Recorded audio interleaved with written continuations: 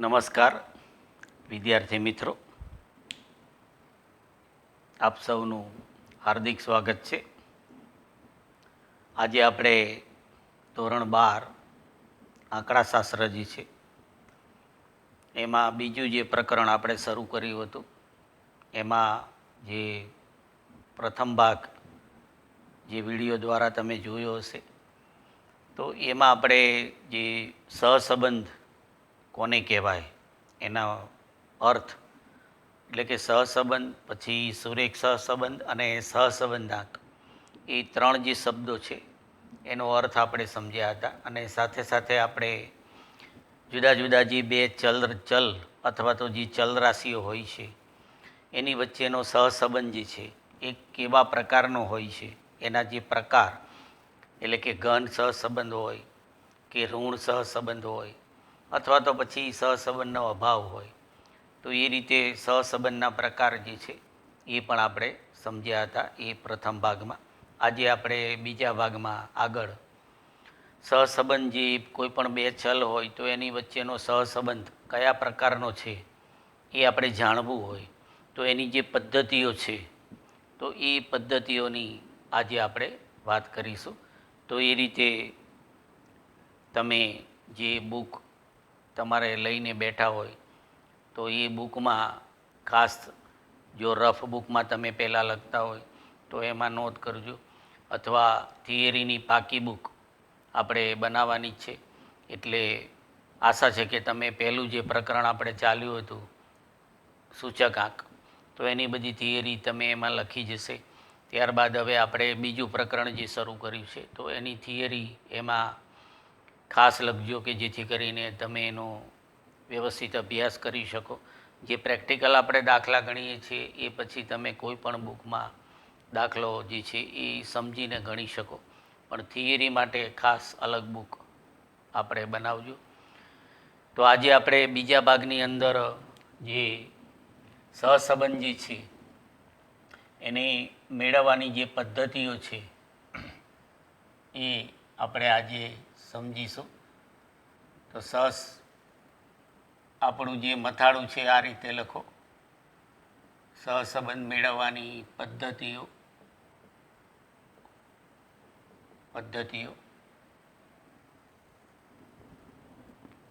તો સહસંબંધ મેળવવાની વિદ્યાર્થી મિત્રો મુખ્ય ત્રણ પદ્ધતિઓ છે. એમાં પહેલી પદ્ધતિ જે છે એ આપણે વિકર્ણ આકૃતિ એટલે કે આલેખની રીત, વિકર્ણ આકૃતિ આલેખની રીત જેને કહેવાય.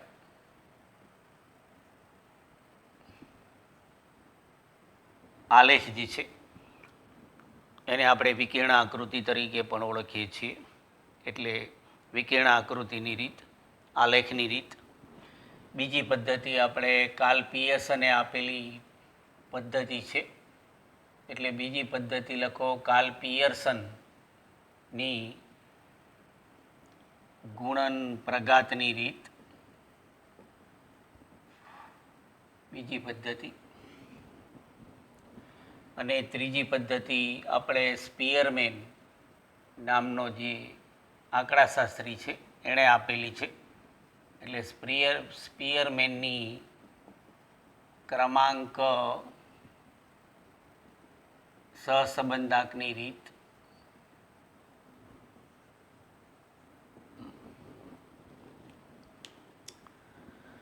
તો મુખ્ય આ ત્રણ પદ્ધતિઓ છે. કોઈ પણ બે ચલ હોય જે એક્સ અને વાય, એ બંને વચ્ચેના સહસંબંધનો જ્યારે આપણે અભ્યાસ કરતા હોઈએ એટલે કે બંને વચ્ચે જે વધારા ઘટાડાનો જે સંબંધ હોય છે એને આપણે સહસંબંધ કહીએ છીએ. એટલે કે કાર્યકારણનો જે સંબંધ ધરાવતા બે ચલ હોય તો એનો જે સહસંબંધનો આપણે અભ્યાસ કરતા હોઈએ છીએ તો એ બંને વચ્ચેનો સહસંબંધ કયા પ્રકારનો છે, કયા સ્વરૂપનો છે, એટલે કે એ સહસંબંધોની જે ઘનિષ્ઠતા છે એનું ચોક્કસ માપ શું છે એ મેળવવાની આ ત્રણ પદ્ધતિઓ છે. પહેલી પદ્ધતિ આપણે વિકર્ણ આકૃતિ એટલે કે આલેખની રીત છે,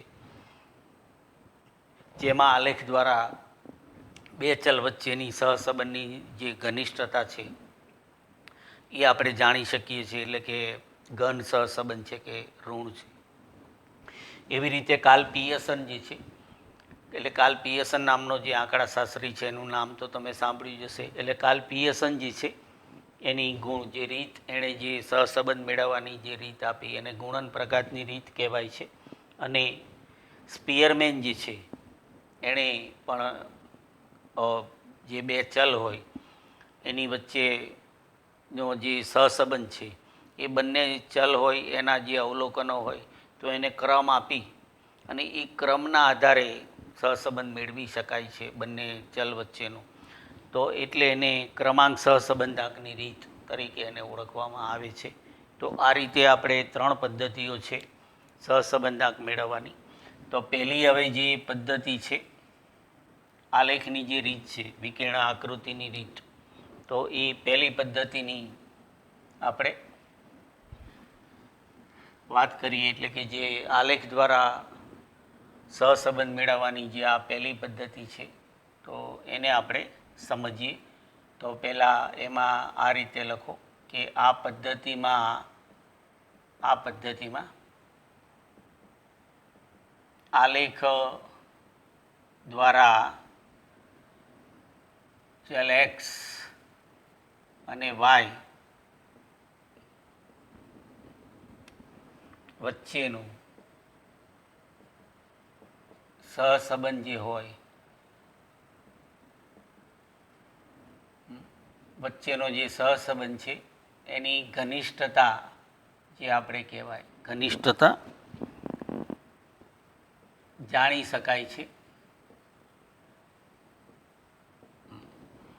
એટલે ચલ એક્સ અને વાયના જે અવલોકનો આપણને આપેલા હોય એને આપણે આલેખપત્ર ઉપર દર્શાવી અને એ રીતે આપણે આલેખપત્ર દ્વારા આપણે એની ઘનિષ્ઠતા જે છે એ જાણી શકીએ છીએ. તો સૌથી પહેલું આપણે માનો કે ઘન સહસંબંધ, બે ચલ વચ્ચેનો જે સહસંબંધ હોય એ આલેખ દ્વારા આપણે એને ઘન સહસંબંધ જે છે એ ક્યારે કહી શકીએ કે ભાઈ બે ચલ છે એની વચ્ચેનો જે સહસંબંધ છે.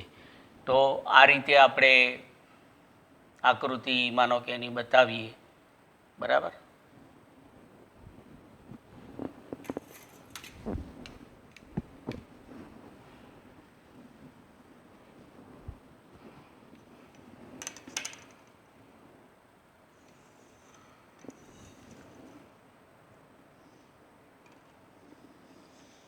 એટલે આ રીતે આપણે પ્રથમ ચરણનો જે આલેખ આપણે દોરતા હોઈએ છીએ, બરાબર.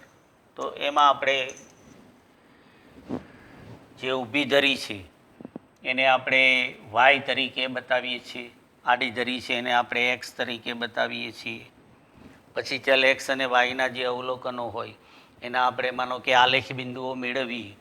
તો એ આલેખ બિંદુઓ છે એ માનો કે આ રીતે સીધી રેખામાં આ રીતે આવેલા હોય, સીધી રેખામાં, અને એ રેખા પ્રમાણે માનો કે આપણને આ રીતે આલેખ રેખા મળે, આ રીતે આપણને આલેખ રેખા મળે, બરાબર.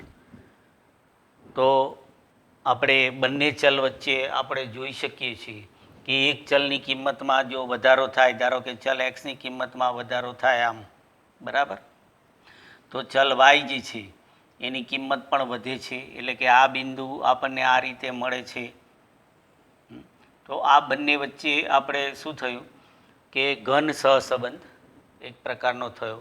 એ રીતે માનો કે ઘટાડો, બરાબર, આ જે કિરણ છે આપણે આમ બતાવેલું છે એને તમે આમ બતાવો તો એ બરાબર કોઈ ચલ એક્સની કિંમતમાં માનો કે ઘટાડો થાય તો વાયની કિંમતમાં પણ ઘટાડો આમાં જોવા મળે. તો આ રીતે ચલ એક્સ અને વાયના જે અવલોકનો હોય એને આપણે આલેખપત્ર ઉપર દર્શાવીએ અને એના જે યામ બિંદુઓ આપણે મેળવીએ. તો એના દ્વારા આપણને આ રીતે આલેખ રેખાનો ઢાળ છે એ ઘન સ્વરૂપમાં આપણને મળે. ખાસ કરીને અર્થશાસ્ત્રમાં તમે માંગ અને પુરવઠા વચ્ચેની જે રેખા છે એને આપણે એ રીતે ઘન ઢાળ હોય છે. એટલે કે બંને વચ્ચેનો સંબંધ જે છે એ સમાન સંબંધ હોય છે. એટલે કે બજારમાં કોઈ પણ ચીજ વસ્તુ હોય એની માંગમાં વધારો થાય તો જે વેપારીઓ છે એ બજારમાં પુરવઠો વધારી દે છે, એટલે કે એનો ઘન સહસંબંધ થયો. બરાબર. તો આ એક્સ અને ચલ એક્સ અને વાયના જે બિંદુઓ છે એ આપણે સંપૂર્ણ રીતે જો આલેખ રેખા ઉપર આવેલા હોય તો બંને ચલ વચ્ચે આપણે આ આકૃતિની મદદથી આપણે એમ કહી શકીએ કે બંને ચલ વચ્ચે જે છે જે સંબંધ છે એ સંપૂર્ણ ઘન સહસંબંધ છે તેમ કહેવાય. બરાબર. તો આપણે બાજુમાં અહીંયા બતાવીશું. બરાબર, કે જે આપણને આલેખ રેખા છે, આકૃતિ આપણે દોરી. હા, એટલે આલેખ રેખા ઉપર આપણે બધા બિંદુઓ જે છે એ બે ચલ વચ્ચેનો સહસંબંધ છે એ આ ઘન સહસંબંધ છે આપણે. એટલે કે ચલ એક્સની કિંમતમાં જો વધારો થાય તો વાયની કિંમતમાં પણ વધારો થાય. એ જ રીતે તમે માનો કે આ બિંદુ બતાવો તો પણ એમાં એનું અર્થઘટન છે આપણે એ જ રીતે થશે. બરાબર ને, કે જો એક્સની કિંમત વધી તો વાયની કિંમત પણ વધી, એટલે કે ઘન સહસંબંધ છે. તો એને ઘન સહસંબંધ આપણે કહીશું. એટલે કે ચલ એક્સની કિંમત વધે. બરાબર, ચલ એક્સની કિંમત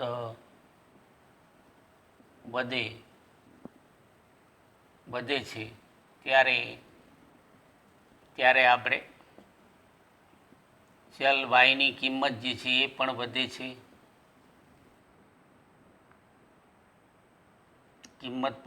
છે. બરાબર, વધે છે. તેની આપણે ઘન સહસંબંધ એને આપણે કહેવાય છે, એમ આપણે એમ કહી શકીએ. આગળ પણ આપણે સહસંબંધના જે પ્રકાર છે એમાં પણ વાત કરેલી છે, પણ અહીંયા આલેખની મદદથી આપણે બે ચલ વચ્ચેનો જે સંબંધ છે એ બતાવી શકીએ છીએ કે ચલ એક્સની કિંમતમાં વધારો થાય ત્યારે ચલ વાયની કિંમત પણ વધે છે. એટલે બંને ચલ વચ્ચેનો જે સહસંબંધ છે એટલે એને ઘન સહસંબંધ કહેવાય છે. એટલે જો આપણે પછી ફકરા જેવું પાડીને એમ લખો કે જો ચલ એક્સ અને વાય જે છે, બરાબર, ના બધા બિંદુઓ જે છે એ આપણે આલેખ રેખા પર આવેલા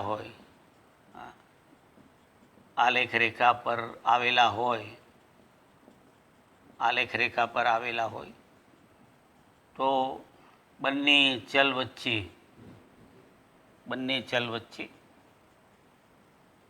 સંપૂર્ણ ઘન સહસંબંધ જે છે એ આપણે કહેવાય છે. બરાબર, કે આપણે આ આકૃતિમાં આપણે જોયું કે ચલ એક્સ અને વાય જે છે એના બધા બિંદુઓ જે છે એ આલેખ રેખા ઉપર જ આવેલા છે. તો બધા બિંદુઓ જો એ રીતે આવેલા હોય તો જે સહસંબંધની ઘનિષ્ઠતા આપણે જે નક્કી કરવાની છે, તો આપણે એ રીતે એની ઘનિષ્ઠતા નક્કી કરી શકીએ છીએ કે બધા બિંદુઓ જો આલેખ રેખાની ઉપર જ આવેલા હોય તો એને સંપૂર્ણ ઘન, તો આપણે એમ કહી શકીએ કે ભાઈ બંને ચલ વચ્ચે સંપૂર્ણ ઘન સહસંબંધ કહેવાય છે. પણ માનો કે જો અમુક બિંદુઓ જે છે એ આલેખ રેખાની આજુબાજુ આવેલા હોય, બરાબર, તો આપણે એના માટે આકૃતિ બદલીએ. બરાબર, અને એ રીતે આપણે જોઈએ કે જે આલેખ રેખા જે છે એનો ઢાળ તો આપણે ઘન જ હતો, પણ માનો કે આ રીતે હોય, જે આલેખ રેખાનો ઢાળ આપણે જુઓ ઘન જ હોય. બરાબર, પણ માનો કે અમુક બિંદુ આલેખ રેખા પર હોય, અમુક બિંદુઓ આ રીતે આલેખ રેખાની આજુબાજુ આવેલા હોય. બરાબર, તો આપણે આ આકૃતિમાં આપણે જોઈ શકીએ છીએ કે બધા બિંદુઓ જે છે આલેખ રેખા ઉપર આવેલા નથી. જે આલેખ રેખાનો ઢાળ છે એ તો ઘન જ છે, પણ અમુક બિંદુઓ જે છે એ આલેખ રેખાની આજુબાજુ આવેલા હોય છે. એટલે કે કોઈ એક ચોક્કસ આલેખ રેખા આપણને એમાં મળતી હોતી નથી. જો આપણે આલેખ રેખા માનો કે આપણે આમ દોરીએ, બરાબર, બીજી રીતે આપણે આલેખ રેખા દોરીએ તો બીજા અમુક બિંદુઓ જે છે એ એની બહાર જશે. આવી રીતે માનો કે આપણે આલેખ રેખા દોરીએ તો અમુક બિંદુઓ જે છે તો આ બિંદુ પછી બહારનું બિંદુ થઈ જાય, આ બિંદુ છે, આ બિંદુ બહારનું બિંદુ થઈ જાય. તો જો એ રીતે અમુક બિંદુઓ જે છે એ આપણે આલેખ રેખાની આજુબાજુ આવેલા હોય તો એને સંપૂર્ણ ઘન સહસંબંધ ન કહેવાય, તો એને આંશિક આલેખ રેખાની મદદથી આપણે એનું જ્યારે અર્થઘટન કરતા હોય તો એને આંશિક ઘન સહસંબંધ કહેવાય છે. એટલે આ આકૃતિ દોરી તો એની બાજુમાં આપણે એવું લખીએ કે જો ચલ એક્સ બરાબર અને વાય જે છે એના અમુક બિંદુઓ જે છે એ આલેખ રેખા જે છે આલેખ રેખાની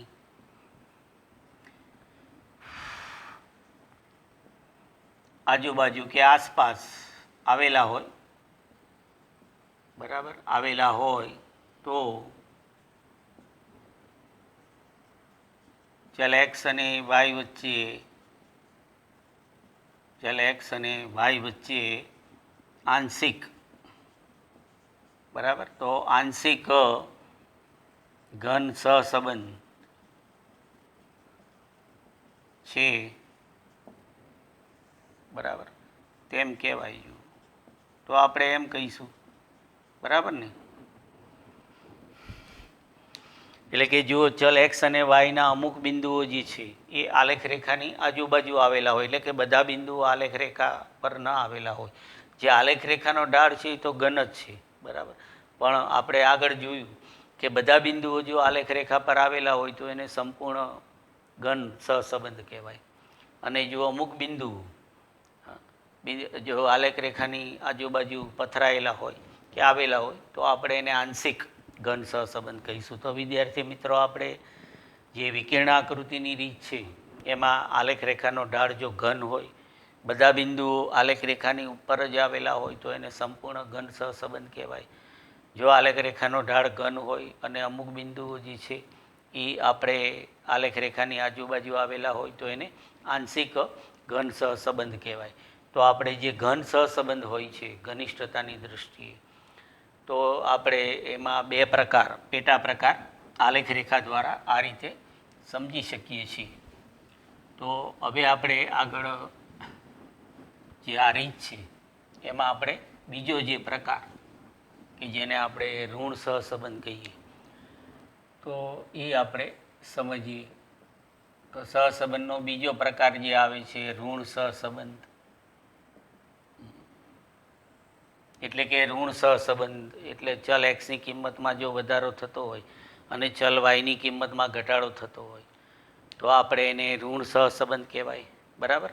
તો એ ઋણ સહસંબંધ છે એને આપણે આલેખ દ્વારા બતાવીએ. ઋણ સહસંબંધની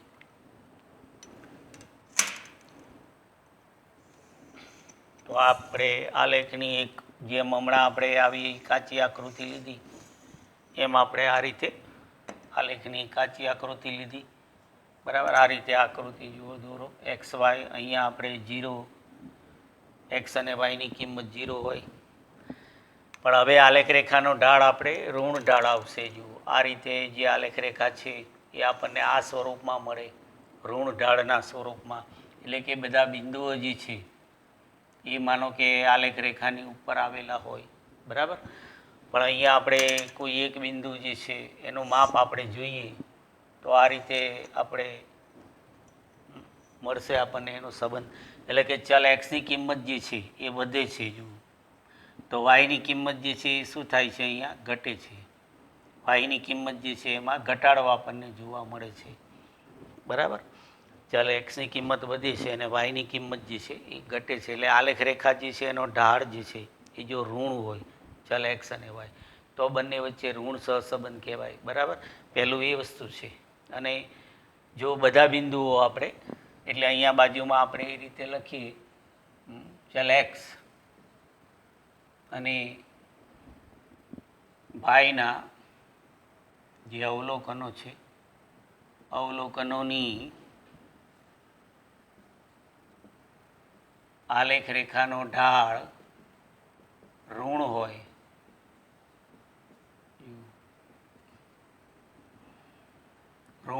તો બરાબર બંને ચલ વચ્ચે બંને ચલ વચ્ચે ઋણ સહસંબંધ કહેવાય.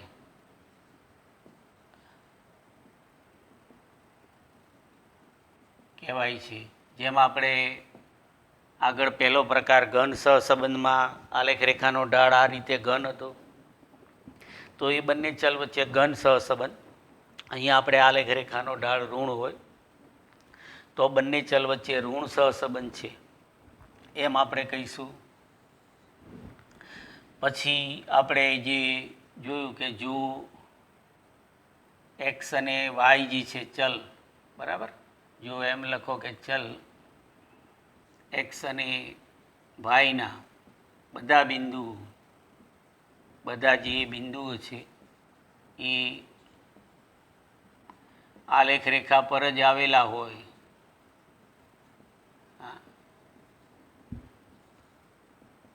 આલેખ રેખા પર આવેલા હોય તો બંને ચલ વચ્ચે આપણે સંપૂર્ણ ઋણ સહસંબંધ એને કહેવાય.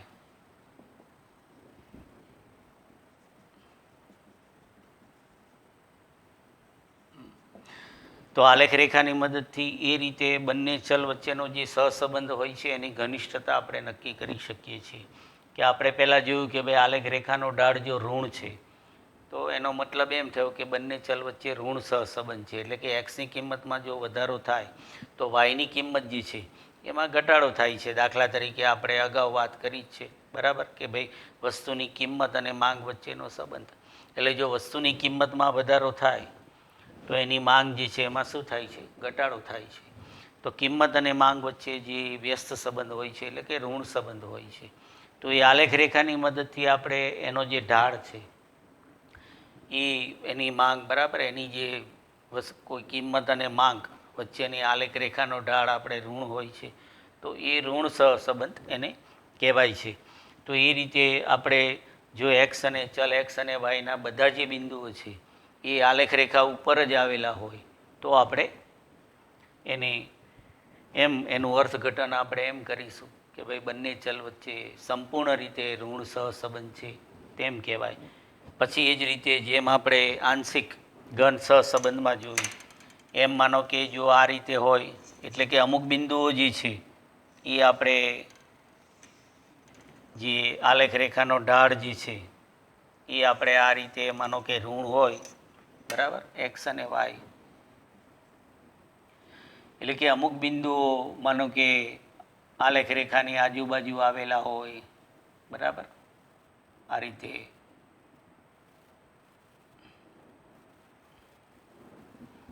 તો આવી રીતે જ્યારે હોય તો આમાં પણ એકથી વધુ આલેખ રેખા આપણને ઋણ ઢાળ સ્વરૂપમાં આપણે મળે આપણને. પણ જો આવી રીતે હોય બંને ચલ વચ્ચેનો જે સહસંબંધ છે એના જે બિંદુઓ છે એ આલેખ રેખા ઉપર જ ન આવેલા હોય પરંતુ આલેખ રેખાની આજુબાજુ આવેલા હોય, હા, તો એને આપણે આંશિક ઋણ સહસંબંધ છે એવું આપણે એની ઘનિષ્ઠતા બાબતે આપણે એવું અર્થઘટન કરી શકીએ. એટલે એ પણ બાજુમાં લખી લે, બરાબર, કે જો ચલ એક્સ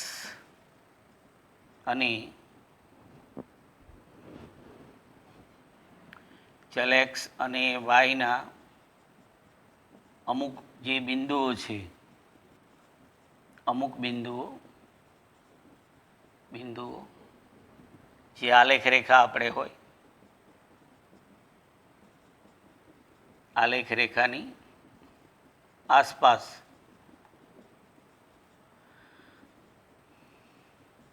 આવેલા હોય તો તેની આંશિક ઋણ સહસંબંધ કહેવાય છે.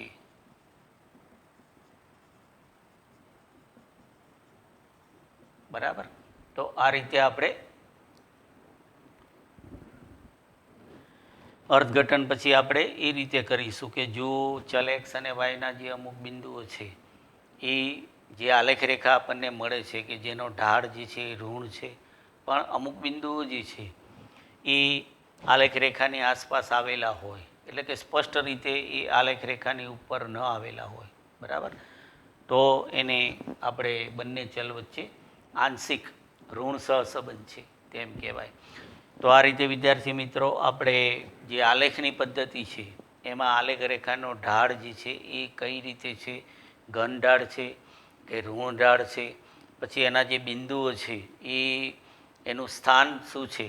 જો બિંદુઓ આલેખ રેખા ઉપર જ આવેલા હોય તો એક બંને ચલ વચ્ચે સંપૂર્ણ સંબંધ સહસંબંધ જે છે એ આપણે કહી શકીએ છીએ. પણ જો આલેખ અમુક બિંદુઓ જે છે એ આપણને સ્પષ્ટ રીતે આલેખ રેખા ઉપર ના મળે એ પ્રકારના હોય તો બંને ચલ વચ્ચે એક પ્રકારનો આંશિક ઘન અથવા તો ઋણ સહસંબંધ હોઈ શકે છે.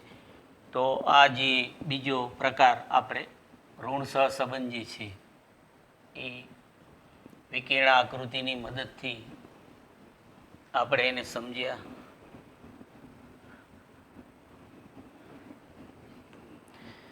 પછી આપણે સહસંબંધનો અભાવની પણ જે વાત કરી હતી તો એ પણ આપણે સાથે સમજી લઈએ.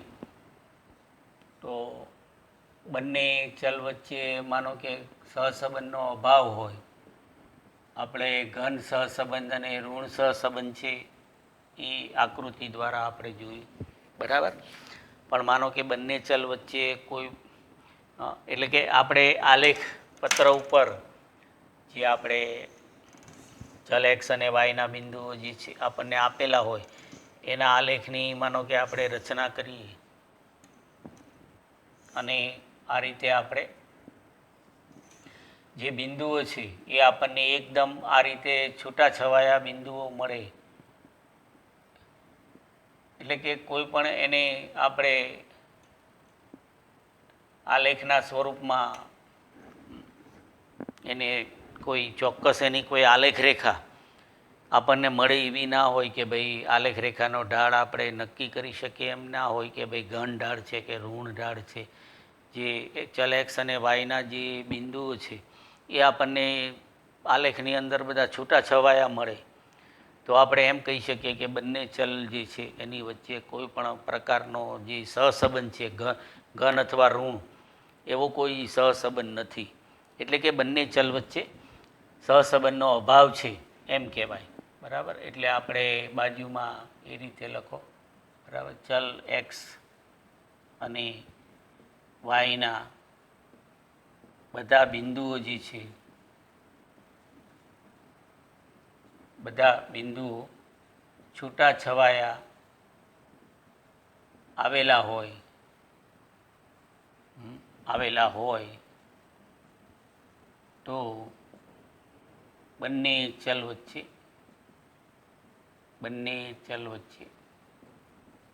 સહસંબંધ જે છે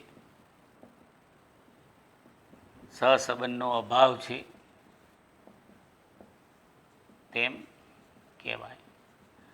તો આ રીતે વિદ્યાર્થી મિત્રો આપણે જે પ્રથમ જે પદ્ધતિ છે સહસંબંધ મેળવવાની તો એને આપણે સમજ્યા વિકર્ણ આકૃતિની રીત. તો વિકર્ણ આકૃતિ દ્વારા કેવી રીતે બે ચલ વચ્ચેનો સહસંબંધ છે એની ઘનિષ્ઠતાનું માપ કેવી રીતે નક્કી કરી શકાય છે, એટલે કે ઘન સહસંબંધ છે કે ઋણ સહસંબંધ છે અથવા તો સહસંબંધનો અભાવ છે. તો આ પદ્ધતિ જે છે, બરાબર, એ આલેખની પદ્ધતિ જે છે.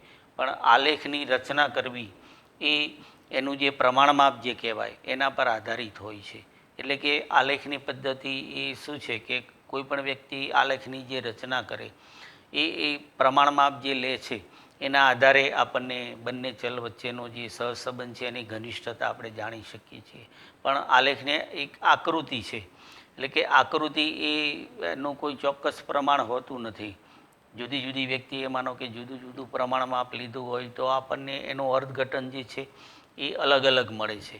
એટલે વિકર્ણ આકૃતિની જે રીત છે એની એક મર્યાદા આપણે કહી શકીએ કે જે બંને ચલ વચ્ચેનો સહસંબંધ જે છે એ મેળવવા માટેની આ એક વિશ્વસનીય પદ્ધતિ જે છે એ આપણે કહી ના શકીએ, કારણ કે આ એક આકૃતિની રીત છે અને આકૃતિ દોરવી એ કોઈ પણ વ્યક્તિના પોતાના અભિગમ ઉપર આધારિત હોય છે. એટલે એ રીતે આપણે નોંધ કરી અને ખાસ લખી લો કે બે ચલ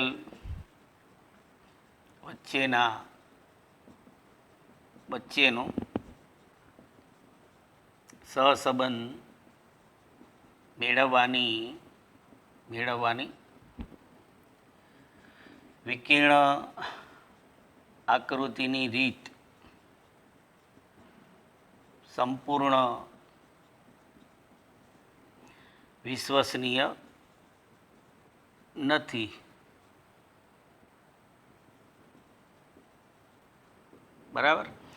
એટલે કે આ એક શું કહેવાય કે આકૃતિ દ્વારા વિકર્ણ આકૃતિ જે છે, બરાબર, એ વ્યક્તિગત અભિગમ ઉપર આધારિત હોય છે. એટલે એનું કારણ આપણે પાછળ એ બતાવી શકીએ, કારણ કે વિકર્ણ આકૃતિ જે છે એ વ્યક્તિગત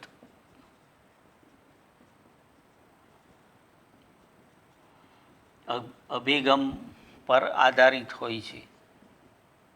એટલે એનું કોઈ સર્વસ્વીકૃત જે માપ જેને કહેવાય એ કોઈ ચોક્કસ એનું કોઈ સર્વસ્વીકૃત પ્રમાણમાં હોતું નથી. બરાબર? કોઈ 1 સેન્ટીમીટર બરાબર કોઈ 5 એકમ રાખે, કોઈ 10 એકમ રાખે, કોઈ બરાબર 20 એકમ રાખે. તો એ રીતે શું છે કે જે એક સર્વસ્વીકૃત જેને કહેવાય એવું એક માપ આપણે મેળવી શકતા નથી. તો ખાસ યાદ રાખજો કે બે ચલ વચ્ચેનો સહસંબંધ મેળવવાની વિકર્ણ આકૃતિની જે રીત છે એ સંપૂર્ણ રીતે વિશ્વસનીય રીત ગણવામાં આવતી નથી. બરાબર? તો વિદ્યાર્થી મિત્રો, આજે આપણે સહસંબંધ મેળવવાની જે પહેલી પદ્ધતિ જે છે વિકર્ણ આકૃતિની રીત, તો એ આપણે આકૃતિ દ્વારા આપણે એને સમજ્યા અને સહસંબંધ મેળવવાની જે અન્ય 2 પદ્ધતિઓ જે છે, તો બીજી જે પદ્ધતિ આપણે છે સહસંબંધ મેળવવાની કાર્લ પિયર્સન જે છે એની ગુણન પ્રઘાતની રીત,